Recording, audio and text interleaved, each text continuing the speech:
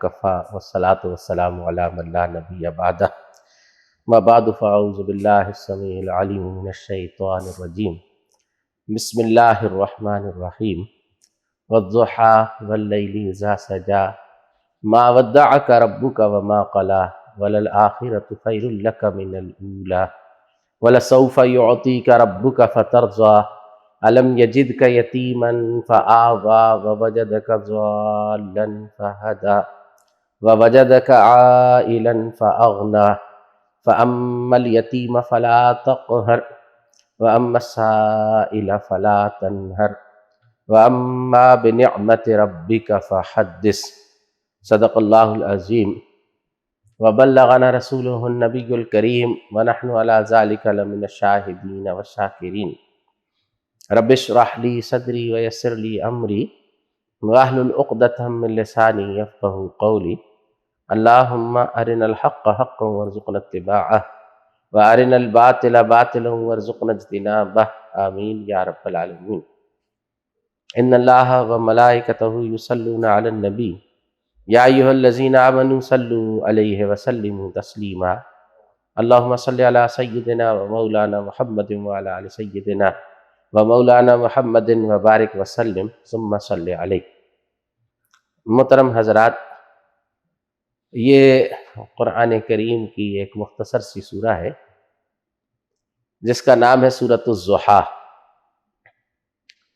اور یہ نبی کریم صلی اللہ علیہ وآلہ وسلم کے اوپر انتہائی ابتدائی مکی دور کے اندر نازل ہونے والی صورتوں میں سے ایک صورت ہے۔ اس صورت کے نزول کا جو زمانہ ہے اس کا اندازہ اس بات سے کیا جا سکتا ہے کہ حضرت جبرائیل امین جب اقرأ بسم ربک الذی خلق وحی لے کر آئے تو وہ وحی جو ہے اس کے بعد کچھ عرصے کے لیے وحی کی آمد رک گئی۔ جب وحی کی آمد رک گئی تو کفار اور مشرکین نے یہ کہنا شروع کر دیا کہ معاذ اللہ ثم معاذ اللہ، محمد صلی اللہ علیہ وسلم کو ان کے شیطان نے چھوڑ دیا۔ اور 3 دن 4 دن آپ صلی اللہ علیہ وسلم کے اوپر بیماری کے ایسے گزرے درمیان میں کہ جن میں آپ صلی اللہ علیہ وسلم اپنے گھر اقدس سے باہر نہیں نکل سکے۔ تو جیسے ہی آپ صلی اللہ علیہ وسلم باہر گئے تو ایک عورت ملی، مشرکہ بوڑھیا، اور اس نے یہ کہا کہ اے اللہ کے رسول صلی اللہ علیہ وسلم، اے محمد صلی اللہ علیہ وسلم، لگتا ہے کہ تمہارا شیطان تمہیں چھوڑ گیا، جسے تم نے اپنا رب مانا تھا وہ تمہیں اس نے رخصت کر دیا۔ تو اس طرح کے واقعات آپ صلی اللہ علیہ وسلم کے ساتھ پیش آ رہے تھے۔ ظاہر سی بات ہے کہ انسانی طبیعت پر اس طرح کے واقعات کا اثر ہوتا ہے، اور آپ صلی اللہ علیہ وسلم کی طبیعت پر بھی اس سے بوجھ پڑ رہا تھا۔ تو اللہ تبارک و تعالیٰ نے یہ سورہ مبارکہ نازل کی، یعنی یہ اتنی ابتدائی زمانے کی صورت ہے کہ آپ کو ابتدائی دور میں تسلی اور دلاسا دینے کے لیے یہ سورہ مبارکہ نازل ہوئی۔ اب یہ صورت جو ہے سورۃ الضحیٰ، اس کے اندر قرآن کریم کی ان خاص اور انتہائی اہم صورتوں میں سے ایک صورت ہے کہ جس میں اللہ کے حبیب صلی اللہ علیہ وسلم سے جو خطاب ہوا ہے وہ انتہائی پرسنل لیول کا ہے۔ آپ دیکھیں گے کہ قرآن پاک میں 5 ایسی صورتیں ہیں، 2 بڑی، 2 یہ مختصر اور ایک بہت ہی مختصر، کہ جن کے اندر اللہ نے اپنے حبیب صلی اللہ علیہ وسلم کے ساتھ خطاب میں کسی دوسرے کو شامل نہیں کیا۔ پوری صورت میں صرف جب بھی خطاب کیا ہے تو رسول کریم صلی اللہ علیہ وسلم کو خطاب کیا۔ ان میں سے پہلی صورت جو ہے وہ سورہ رعد ہے۔ رعد کے اندر اللہ نے نہ ایمان والوں سے خطاب کیا، نہ منافقین سے خطاب کیا، نہ کفار سے خطاب کیا ہے، نہ یا ایھا الناس سے خطاب کیا، کوئی خطاب نہیں کیا۔ خطاب ہے تو رسول کریم صلی اللہ علیہ وسلم سے ہے اور بس۔ اسی طرح سورہ طٰہٰ ہے جس میں اللہ کے حبیب صلی اللہ علیہ وسلم سے خطاب شروع ہوا۔ اس خطاب کے اندر اللہ نے حضرت موسیٰ علیہ السلام کا قصہ بیان کیا، آپ صلی اللہ علیہ وسلم کو بتانے کے لیے، آپ کی تعلیم کے لیے، آپ کی تربیت کے لیے۔ اور اس قصے کے اندر یقیناً یہ بتایا گیا کہ میں نے موسیٰ سے یہ کہا، موسیٰ نے مجھ سے یہ کہا، اللہ نے فرعون کو یہ پیغام بھیجا، فرعون نے موسیٰ کو یہ جواب دیا، یہ سب چیزیں تھیں اس کے اندر۔ لیکن جب خطاب آغاز میں ہے یا اختتام پر ہے؟ اس خطاب میں اللہ نے جو قصے کے اندر خطابات آ رہے ہیں وہ تو سابقہ کی باتیں ہیں نا، تو جو خطاب ہے وہ رسول کریم صلی اللہ علیہ وسلم سے ہے، شروع میں بھی اور آخر میں بھی، نہ کسی انسان سے کوئی خطاب ہے، نہ کسی ایمان والے سے، نہ کافر سے، نہ منافق سے کوئی۔ اسی طریقے سے یہ جو دو صورتیں ہیں، سورہ طٰہٰ اور سورہ نشرح، علم نشرح، سورۃ الانشراح اس کے جو نام ہیں، تو یہ سورہ علم نشرح اور یہ دونوں صورتیں جو ہیں ان میں بھی آپ صلی اللہ علیہ وسلم سے خطاب ہوا ہے، اور کسی دوسرے کی اس طرف اللہ نے رخ ہی نہیں کیا۔ اس سے سب سے بہت مختصر سورہ جو ہے اس کا نام ہے سورۃ الکوثر۔ ظاہر ہے اس کے اندر تو آپ سے خطاب ہوا، آپ کے علاوہ کسی سے خطاب نہیں ہوا، ہر آدمی کو معلوم، لیکن یہاں پر جو خطاب ہے یہ اس اعتبار سے بہت منفرد ہے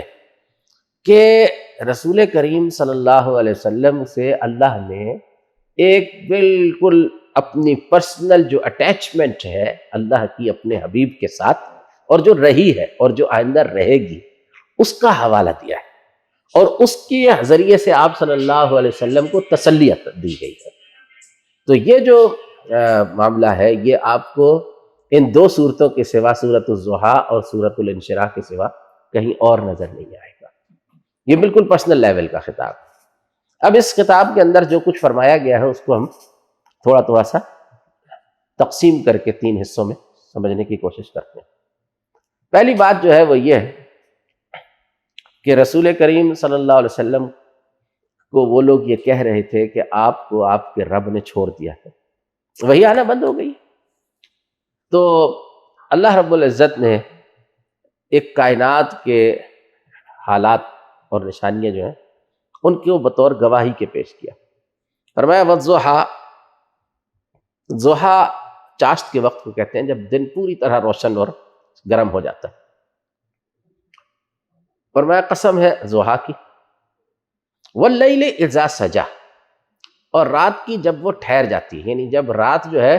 اس کے اندر سکون آ جاتا ہے، جو رات کے آغاز اور اختتام پر حرکت ہوتی ہے وہ نظر نہیں آتی، رات بھی پوری طرح سے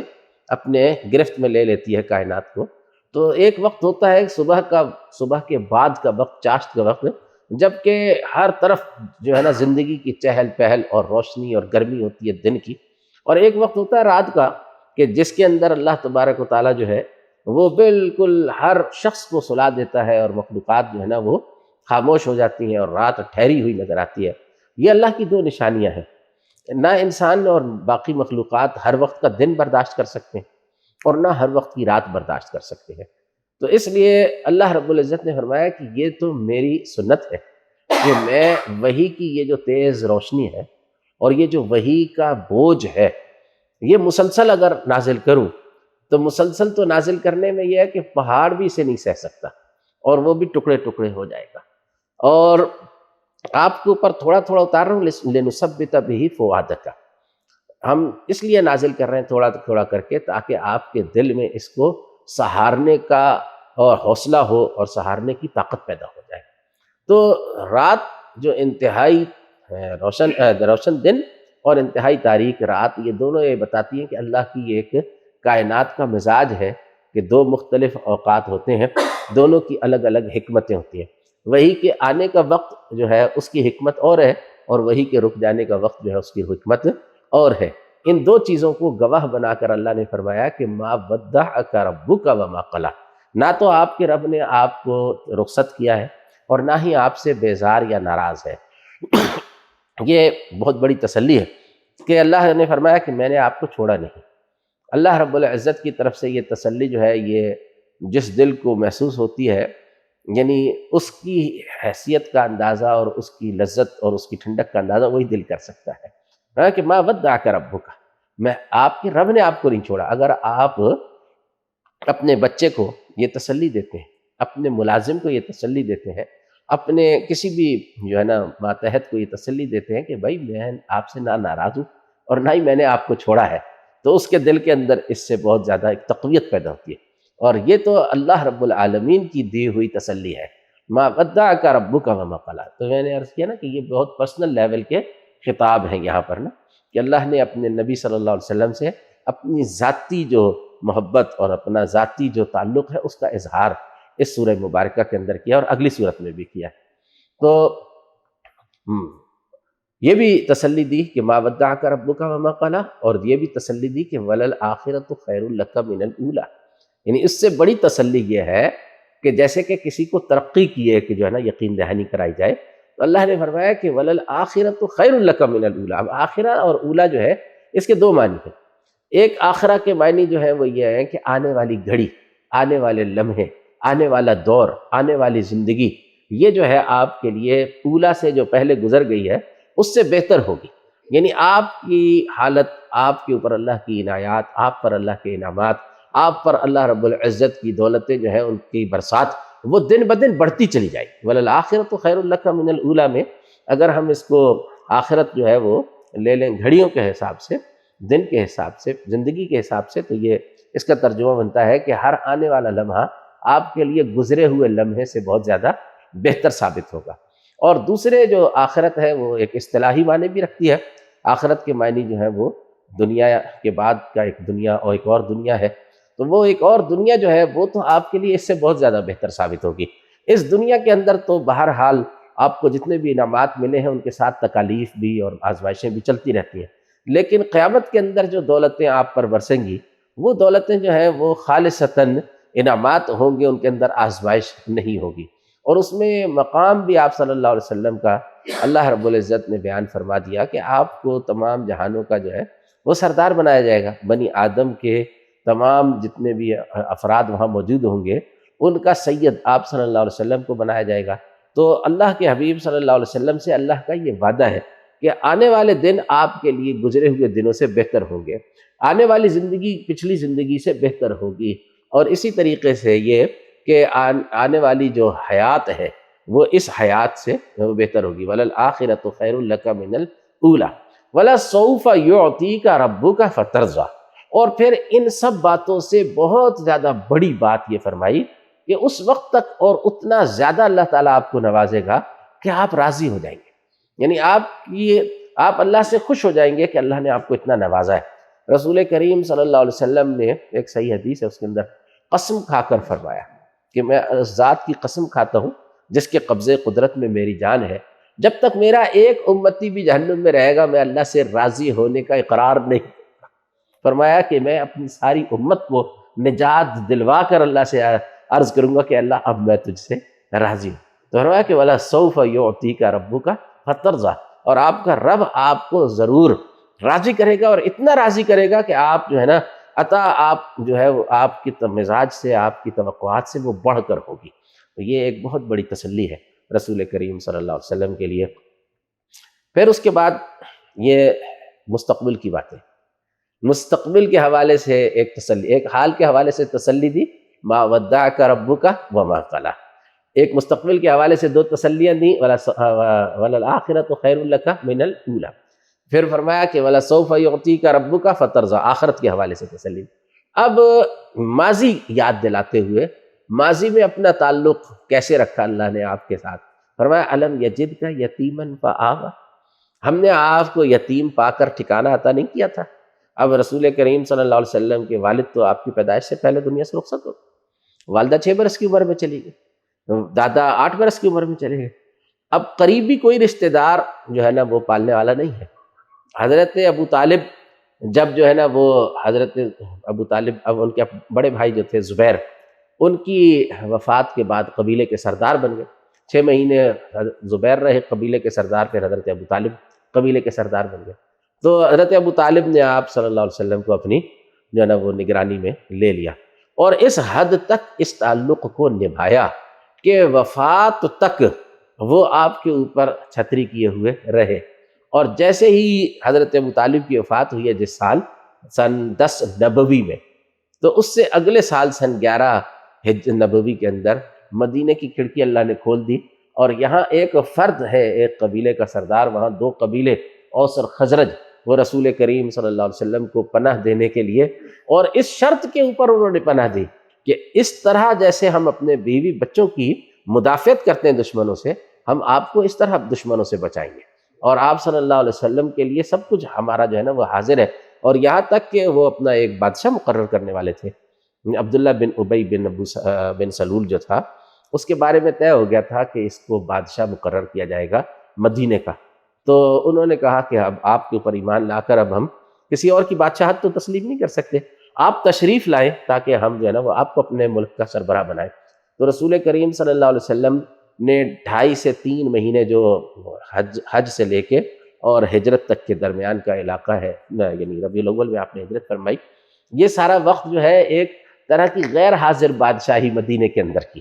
مدینے میں رسول کریم صلی اللہ علیہ وسلم کا مقرر کیا ہوا نظام جو ہے اس نے پچھلے نظاموں کو ختم کر دیا، اور آپ نے جو نقیب مقرر کیے 12 نقیب، اور ان میں اسد بن زرارہ کو نقیب النقباء مقرر کیا، فیصلے وہ کرنے لگے۔ اور آپ صلی اللہ علیہ وسلم کا نظام، آپ مکہ کے اندر ہیں اور آپ کا دیا ہوا نظام مدینے کے اندر جو ہے نا وہ چلنا شروع ہو گیا۔ اس کے بعد پھر جب آپ تشریف لائے ہجرت کر کے، تو پھر ظاہر سی بات ہے کہ آپ کو اللہ نے ریاست کا سربراہ بنا دیا، اور وہ ریاست ایک پھیلتی ہوئی ریاست تھی۔ ابھی تو یہ علم یجد کا یتیمن فآویٰ ہے نا، کہ اللہ نے ٹھکانہ عطا کیا۔ ٹھکانہ بھی جو دیا ہے تو وہ ٹھکانہ ایسا نہیں ہے کہ وہ صرف پناہ گاہ کی حیثیت رکھتا ہے، بلکہ وہ ٹھکانہ پناہ گاہ سے بہت آگے بڑھ کر ایک مستقر کی حیثیت رکھتا ہے، ایک مرکز کی حیثیت رکھتا ہے، ایک بیس کیمپ کی حیثیت رکھتا ہے، اور پھر وہ ایک ایسی اسٹیٹ بن گئی کہ جس کے اندر پھیلنے کی بہت زیادہ صلاحیت تھی۔ یعنی رسول کریم صلی اللہ علیہ وسلم جب مدینہ تشریف لائے ہیں اس سارے ادوار سے گزرتے ہوئے، تو مدینہ میں تشریف لانے کے وقت مدینہ کی جو اس وقت کی لمبائی چوڑائی تھی نا، وہ بمشکل 30 مربع میل کے فاصلے کے اوپر مشتمل تھا۔ مدینہ بہت چھوٹا تھا، اور اس کی آبادی جو ہے وہ یہود کے قبیلوں کو نکال کر 10,000 سے بھی کم تھی۔ اگر یہود کے قبیلے شامل کر لیں تو وہ 10,000 سے زیادہ ہو جائے گی، لیکن ورنہ اس وقت کی جو مدینہ کی آبادی تھی وہ 10,000 سے کم تھی۔ جیسے ہمارے یہاں اس وقت شاید لوسر شرفو کی بھی آبادی اس سے زیادہ ہوگی۔ تو لیکن یہ ہے کہ چھوٹے چھوٹے گاؤں جو ہیں یہ تھے، ان کے اندر اللہ کے حبیب صلی اللہ علیہ وسلم کو اللہ نے پناہ عطا فرمائی، اور یہاں پر آپ کی ریاست پھیلنے لگی، اور 852 کلومیٹر ڈیلی کی رفتار سے جس دن آپ تشریف لائے مدینہ میں اور جس دن آپ کی وفات ہوئی، اس درمیان میں آپ کی جو سلطنت ہے وہ 10 لاکھ مربع میل پر پھیل گئی۔ 10 لاکھ مربع میل جو ہے یہ ہر سال 1 لاکھ مربع میل کا اضافہ ہے، اور پھر یہ ہے کہ یہ تقریباً 852 کلومیٹرز ڈیلی کی رفتار سے پھیلی ہے۔ اتنی تیز رفتار کوئی بھی دنیا کے اندر سلطنت جو ہے اس نے ترقی اور وسعت اختیار نہیں کی، اتنی توسیع کسی میں نہیں ہوئی۔ حدیث شریف کے اندر آتا ہے کہ رسول کریم صلی اللہ علیہ وسلم نے تقریباً 27 جنگیں جو ہے نا ان میں خود شرکت فرمائی، اور 80 جو ہے نا وہ جنگیں آپ کے دور میں صحابہ اور غیر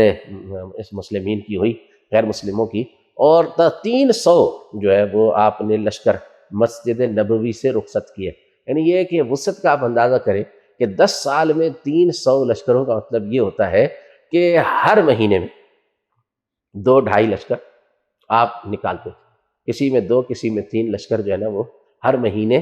مدینے سے نکلتے تھے، اور یہ بہت بڑی قربانی ہے صحابہ کرام کی بھی۔ اور آپ صلی اللہ علیہ وسلم کے مشن کے حوالے سے اللہ کا یہ ایوا ہے، ایوا کا مطلب ہوتا ہے پناہ دینا۔ فرمایا کہ ہم نے علم یجد کا یتیمن فآویٰ، ہم نے آپ کو یتیم پایا تو ٹھکانہ دیا، ٹھکانہ ایک سے بڑھ کر ایک جو ہے نا وہ ٹھکانہ ملتا چلا گیا، اور قوت میں اس ٹھکانے کی اضافہ ہوتا چلا گیا۔ اس کے بعد فرمایا کہ وَوَجَدَكَ ضَالًّا فَهَدَىٰ۔ اچھا، اگر اگلی آیت کو ملا کر ہم پڑھیں نا، وَوَجَدَكَ ضَالًّا فَهَدَىٰ وَوَجَدَكَ عَائِلًا فَأَغْنَىٰ، تو ایک تھوڑا سا ہمیں ترتیب میں محسوس ہوتا ہے کہ ترتیب تو یہ نہیں تھی، ترتیب تو یہ تھی کہ پہلے آپ صلی اللہ علیہ وسلم کی شادی ہوئی حضرت خدیجہ الکبریٰ سے، اور پھر آپ جو ہے نا وہ غنی ہو گئے۔ آپ پہلے مفلس تھے، آپ کے پاس جو ہے نا وہ ذاتی کوئی ملکیت نہیں تھی، کوئی جائیداد نہیں تھی، کوئی لونیا غلام نہیں تھے، کوئی مال نہیں تھا، تو آپ نے مزاربت کے اوپر حضرت خدیجہ الکبریٰ رضی اللہ تعالیٰ عنہا کا مال جو ہے وہ شام لے جا کر بیچا، اور واپسی پر پھر حضرت خدیجہ الکبریٰ نے اپنے غلام میسرہ سے جب آپ صلی اللہ علیہ وسلم کی تعریفیں سنی تو پیغام دے دیا نکاح کا، اور وہ حضرت نفیسہ جو تھی نکاح کا پیغام لائیں، اور پھر وہ اقرار کروا کے گئیں۔ تو یہ نبی کریم صلی اللہ علیہ وسلم کے ساتھ یہ واقعہ کہ پھر حضرت خدیجہ الکبریٰ نے یہ اقرار کیا کہ آپ میرے ساتھ شادی کر لیں، میرا سارا مال آپ کا ہوگا، یہ پہلے واقعہ پیش آ رہا ہے۔ وَوَجَدَكَ عَائِلًا فَأَغْنَىٰ کا واقعہ پہلے پیش آ رہا ہے، اور اس کے بعد پھر اس کے اندر اضافہ ہوتا چلا گیا، جیسے میں نے عرض کیا کہ ساری جس طرح آپ صلی اللہ علیہ وسلم کی جو پناہ گاہ ہے اس کی قوت بڑھتی چلی گئی، اسی طریقے سے مال کے حوالے سے بھی آپ کی قوت میں اضافہ ہوتا گیا، اور ایک وقت وہ بھی آیا کہ نبوت سے پہلے آپ مکہ کے اندر ملک التجار کہلاتے تھے، یعنی تاجروں کے بادشاہ۔ تو اس کے بعد پھر آپ صلی اللہ علیہ وسلم غار حرا میں گئے، یا آپ صلی اللہ علیہ وسلم بے چین ہوئے، وحی کی آمد جو ہے نا اس سے پہلے آپ کے اندر وہ ایک جو چشمہ اللہ نے رکھا ہوا تھا نا، ایک اس کو ابلنا تھا، ہدایت کا، انسانوں کی ہدایت کا ایک چشمہ اور اللہ کے ساتھ تعلق کی ایک طلب جو آپ کے اندر اللہ نے رکھی ہوئی تھی، وہ پوٹینشل تھی اور وہ اب اپنی پوری انتہا پر تھی، اس سے آپ بے چین تھے۔ تو وَوَجَدَكَ ضَالًّا فَهَدَىٰ، تو وہ آپ کو سرگرداں پھرا رہی تھی، وہ طلب، وہ قوت، وہ اندر سے چشمے کی جو پھوٹ بہنے کے لیے جو ایک بے چینی تھی نا، وہ سرگردانی آپ صلی اللہ علیہ وسلم کی اس کے حوالے سے، یعنی جویائے حق تھے آپ اس وقت، آپ کو اپنے ارد گرد کوئی شے جو ہے نا وہ ایسی نظر نہیں آ رہی تھی کہ جو حق کہلا سکے، اور لیکن آپ حق کے طلبگار تھے۔ تو اس وجہ سے اللہ کے حبیب صلی اللہ علیہ وسلم کے ساتھ یہ واقعہ تو بعد میں پیش آیا ہے، لیکن اللہ نے اس کا ذکر پہلے کیا، اس کی ایک خاص وجہ۔ اچھا، آگے جا کر ترتیب پھر وہی ہو جائے گی جب ہدایات دی جائیں گی کہ اب آپ نے کیا کرنا ہے۔ تو وجہ جو ہے وہ یہ ہے کہ جو آپ صلی اللہ علیہ وسلم پر مادی احسان ہے اس کو اللہ نے پیچھے کر دیا، اور جو اللہ نے آپ کے اوپر عقلی اور روحانی احسان کیا ہے، جو قلبی اور آپ صلی اللہ علیہ وسلم کے لیے فطری احسان آپ کے اوپر، آپ کی ذات پاک پر کیا، اس کو پہلے کیا۔ اس لیے وَوَجَدَكَ ضَالًّا فَهَدَىٰ جو ہے اس کا مقام جو ہے وہ وَوَجَدَكَ عَائِلًا فَأَغْنَىٰ سے بلند تھا، اس لیے ترتیب میں اس کو آگے کر دیا ہے کہ آپ صلی اللہ علیہ وسلم ایک ہدایت کی طلب میں تھے، اللہ کے ساتھ تعلق کی طلب میں تھے، اور آپ صلی اللہ علیہ وسلم کی جو اندر سے فطرت تھی وہ آپ کو بے چین کیے ہوئے تھی، حق کی جویائی، حق کی طلب میں آپ جو سرگردانی دکھا رہے تھے، اس سے آپ کی اس وقت نجات مل گئی جب آپ کے اوپر وحی آ گئی اور آپ کو جو ہے نا وہ تسلی اور آپ کو اطمینان نصیب ہو گیا، تو وہ بڑا احسان تھا، اس لیے اس کو پہلے کیا۔ وَوَجَدَكَ ضَالًّا فَهَدَىٰ۔ ضال جو ہے نا یہ کہتے ہیں بھٹکے ہوئے شخص کو، ضال جو ہے نا وہ تنہا شخص کو بھی کہتے ہیں، اور ضال اس شخص کو بھی کہتے ہیں کہ جو کسی کی تلاش میں متفکر ہو، متردد ہو، سرگرداں ہو، جیسے آپ حق کی تلاش میں سرگرداں تھے، جو حق تھے، جیسے حضرت یوسف علیہ السلام کو ان کے یعقوب علیہ السلام کو ان کے گھر والوں نے کہا کہ تاللہ انک لفی ضلالک القدیم، یہ حضرت یوسف کی جو خواہش ہے کہ وہ زندہ ہیں اور آئیں گے اور آپ سے ملیں گے، یہ آپ کے اندر بہت پرانی پائی جاتی ہے۔ تو یہ جو ہے حضرت یوسف علیہ السلام کی جو طلب تھی یعقوب علیہ السلام کے اندر تھی نا، کس وجہ سے تھی؟ انہیں پتہ تھا کہ یوسف زندہ ہے، انہیں پتہ تھا کہ اللہ نے ان کو نبی بنانا ہے، اس لیے ان کے اندر وہ ایک بے چینی پائی جاتی تھی، ایک خواہش کہ بھئی کب وہ مجھ سے دوبارہ ملیں گے۔ یہ معاملہ رسول کریم صلی اللہ علیہ وسلم کی فطرت اور آپ کی طبیعت اور آپ کے قلب اطہر کا تھا کہ آپ کو جو ہے نا وہ وحی تو ملنی تھی، آپ کے اوپر نبوت تو آنی تھی، آپ کے اندر اس کی استعداد رکھ دی گئی تھی، تو وہ استعداد جو آپ کے اندر رکھ دی گئی تھی وہ جوش مار رہی تھی، جیسے چشمہ ابلنے کے لیے بے چین ہوتا ہے، تو وہ جو ہے اس کے جوش مارنے سے جس وقت حضرت جبرائیل امین تشریف لائے تو وہ چشمہ پھوٹ بہا، پھر وہ ہدایت جاری ہو گئی، پھر اللہ کے ساتھ تعلق جو ہے وہ قائم ہو گیا، وصول الی الحق میسر آ گیا۔ تو اس لیے فرمایا کہ وَوَجَدَكَ ضَالًّا فَهَدَىٰ وَوَجَدَكَ عَائِلًا فَأَغْنَىٰ۔ تو وہ معاملہ آپ کے میں نے عرض کیا کہ وہ بھی آپ صلی اللہ علیہ وسلم کے ساتھ اللہ کی ایک خصوصی عنایت تھی، کیونکہ مکہ میں بے شمار ایسے لوگ تھے کہ جو مفلس پیدا ہوئے اور مفلس مر گئے، دنیا میں ایسے بے شمار لوگ ہوتے ہیں، لیکن ایک آدمی جس کے والد نے اس کے لیے 4 بکریاں بھی نہ چھوڑی ہوں، ابھی تو ظاہر حضرت عبداللہ بالکل جوان تھے، ابھی 20 برس سے کم عمر تھی ان کی، تو وہ فوت ہو گئے، ان کے لیے تو کوئی جائیداد نہیں چھوڑ کر گئے، نبی علیہ السلام کے لیے کوئی وراثت نہیں، کوئی ملکیت نہیں، اور آپ صلی اللہ علیہ وآلہ وسلم لوگوں کی بکریاں چرا کر حضرت ابو طالب کو جو ہے نا وہ پیسے دیتے تھے تاکہ حضرت ابو طالب کی جو بوجھ ہے اس میں کمی آئے۔ تو یہ واقعات پچھلی زندگی میں جو آپ کو پیش آ رہے تھے، ان کے ساتھ حضرت خدیجۃ الکبریٰ کے ساتھ نکاح، اور پھر وہ اس میں ترقی اور دن بدن ترقی، یہاں تک کہ ڈاکٹر حمید اللہ نے لکھا ہے کہ رسول کریم صلی اللہ علیہ وسلم بلوچستان تک بھی جو ہے نا وہ اپنے تجارتی قافلوں کے ساتھ آئے ہیں، انہوں نے تحقیق کی ہے، میں نے نہیں تحقیق کی اس معاملے میں، اور بتایا کہ شام، یمن، ہندوستان کے ساحل اور یمن کے ساحلوں تک، آپ بلوچستان کے ساحلوں تک خشکی کے راستے سے آئے ہیں نبی کریم صلی اللہ علیہ وسلم، اور آپ نے سمندر کا سفر کبھی نہیں کیا۔ بہرحال تو اللہ نے یاد دہانی کرائی کہ آپ کو ہم نے آپ کی پچھلی زندگی میں بھی چھوڑا ہوا نہیں تھا، آپ نے آپ کے اوپر نظر کرم اپنی رکھی ہے۔ اس کے بعد پھر ہر جو نعمت ہوتی ہے اس کا ایک تشکر ہوتا ہے، اس تشکر کے اندر ترتیب پھر وہی رکھی۔ پہلے فرمایا کہ فَأَمَّا الْيَتِيمَ فَلَا تَقْهَرْ، آپ کو اللہ نے یتیم پایا، آپ پر عنایات کی، اب آپ کسی کو یتیم پائیں تو اس کو دبائیں نہیں۔ قہر جو ہوتا ہے نا وہ کسی کو دبانا ہوتا ہے، دبانے کی دو صورتیں ہوتی ہیں، ایک یہ ہے کہ اس کو جو ہے وہ سپریس کیا جائے اور زندگی میں اس کو آگے نہ بڑھنے دیا جائے، ایک دبانا یہ ہے، ایک جو ہے نا دبانا یہ ہے کہ اس کو اپنی خدمت کے اندر لگا لیا جائے، یہ بھی قہر ہے۔ تو ایک قہر جو ہے وہ ڈانٹنا، ڈپٹنا، دھکے دینا، یہ بھی ایک غصے کا اظہار کرنا ہے، یہ بھی قہر ہے۔ تو فرمایا کہ فَأَمَّا الْيَتِيمَ فَلَا تَقْهَرْ، اب یہ جو اللہ کی عنایات ہیں ان کا تشکر یہ ہے کہ آپ کے سامنے کوئی یتیم آئے تو آپ اس پر قہر نہ کریں۔ وَأَمَّا السَّائِلَ فَلَا تَنْهَرْ، اور جس طرح اللہ نے آپ کو غنی کر دیا ہے تو اس غنی کرنے کا تقاضا یہ ہے کہ اب آپ اسے کوئی شخص اپنی حاجت مندی کا، اپنی مفلسی کا اظہار کرے تو اب آپ اس کو عطا کریں، اس کو نہر نہ کریں۔ نہر کس کو نہر کو سمجھنا چاہیے، نہر کس کو کہتے ہیں؟ یہ لفظ قرآن پاک میں 2 دفعہ آیا، ایک دفعہ والدین کے لیے آیا، والدین کے بارے میں فرمایا کہ لا تنہرہما، اپنے ماں باپ کو آپ نے نہر نہیں کرنا۔ ایک دفعہ یہاں آیا ہے اما السائل فلا تنہر۔ نہر کیا ہوتا ہے؟ نہر ہوتا ہے کسی کو بات کرنے سے روک دینا، منع کر دینا، اس کو جھڑک دینا کہ بس کریں، بات بند کریں۔ یہ نہر ہے نا، یہ ماں باپ کے لیے کیوں پیش اس کا حکم دیا گیا؟ اس کی وجہ یہ ہے کہ ابھی ہم لوگوں کے جو والدین ہیں نا، جیسے میں ہوں، اگر غنی صاحب کی والدہ والد کوئی زندہ ہوں گے تو ان کو اس کا احساس ہوگا، بوڑھا جب آدمی ہوتا ہے نا تو وہ بات کی دن میں 100 مرتبہ تکرار کرتا ہے، اپنا پرانا قصہ اگر بیان کرتا ہے تو وہ ہر روز جو ہے نا ایک ہی قصے کو سینکڑوں دفعہ بیان کر دیتا ہے، ایک کام کہتا ہے تو سینکڑوں دفعہ اس کام کی تکرار کرتا ہے کہ یہ کرنا ہے۔ تو یہ جو بات ہے نا یہ بچے کو چڑھا دیتی ہے، بچہ کہتا ہے کہ میں نے بہت سن لیا،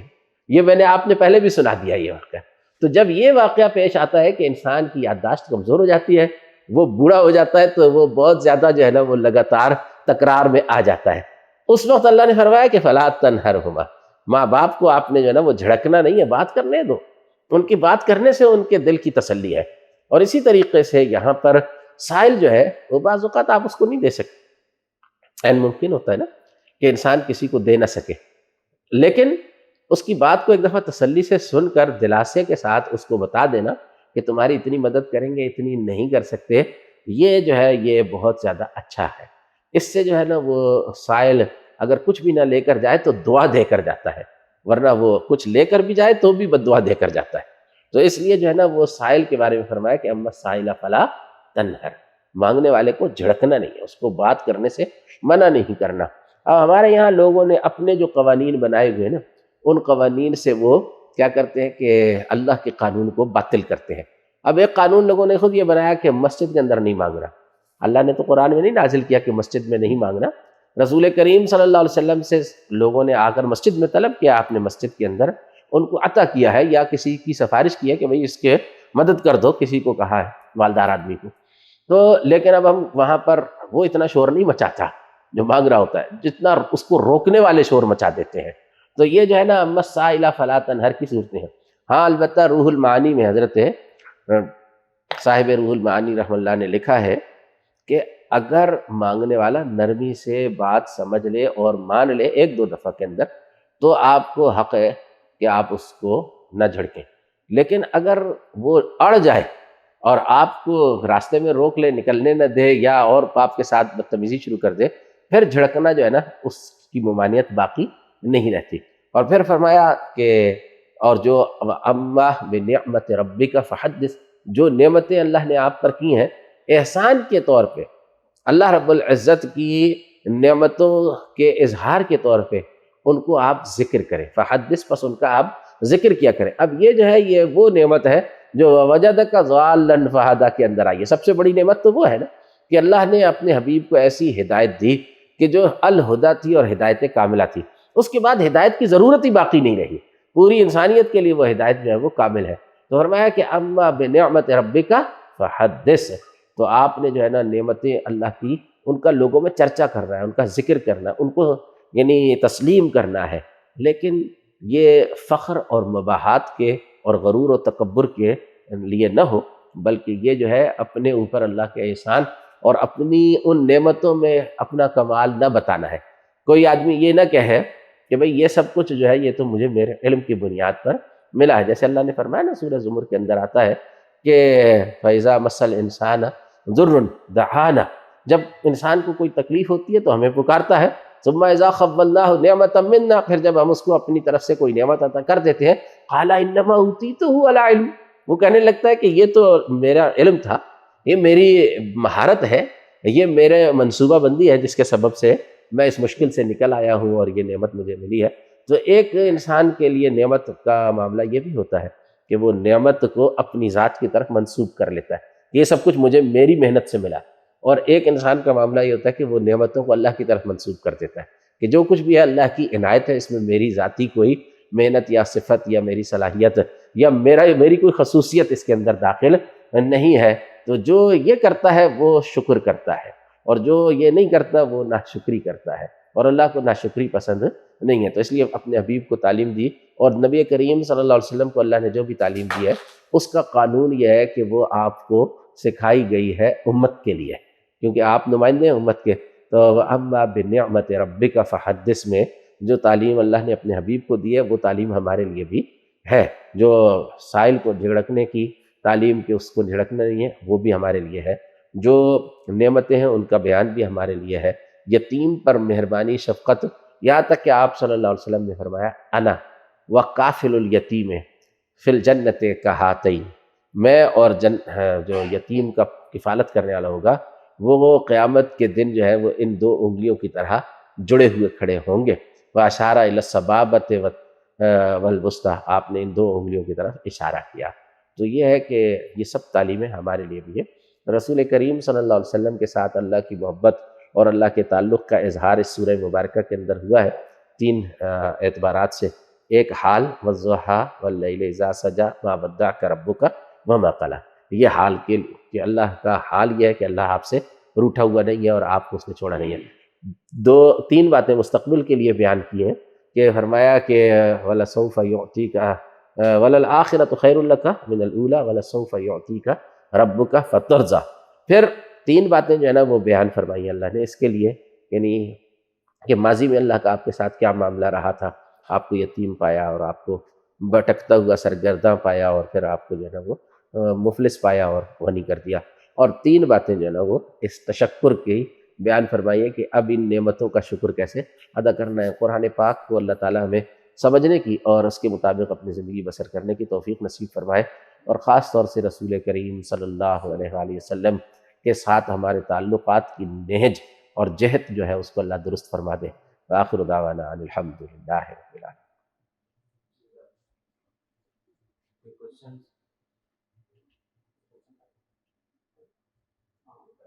جی جی کوشچنس کر سکتے ہیں، کوئی بات۔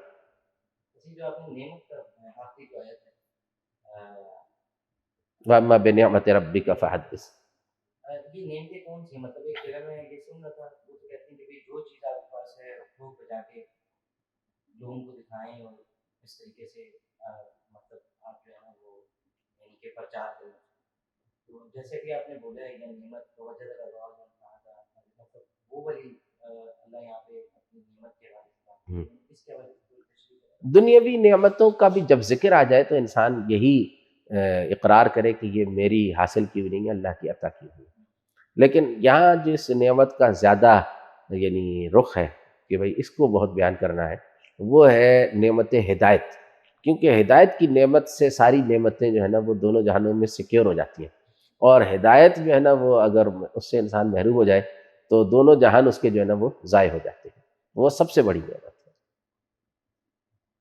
یہاں پہ اللہ نے یہ بات کی کہ ہدایت کی نعمت کا آپ نے چرچا کرنا ہے، چرچا کرنا۔